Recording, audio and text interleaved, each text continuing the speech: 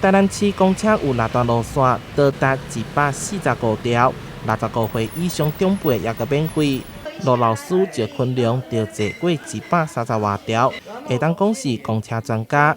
伊替长辈设计这款大富翁，当中包括着美食观光特色。为了让大家有一个很清楚的轮廓，所以我就把这个公车系统画出来。起点是从新营开始，终点是在台南市政府。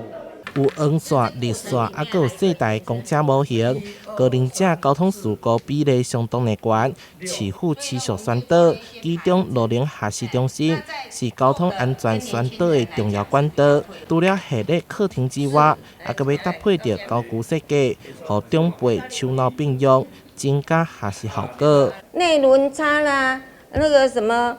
看不到黑啊，他们都完全不知道，然后搭公车，你就在那边要先跟他们讲，你要在哪一个位置等比较安全，就是这一些东西就会带进去。能够透过这个大富翁的游戏，让我们看到这个高龄教育的部分的这个扎根啊，吼。公车搭人向前行，目前运用在乐龄学习中心的课程当中，未来嘛会持续深化，安排长辈坐公车旅行体验，提升高龄长辈交通安全意识。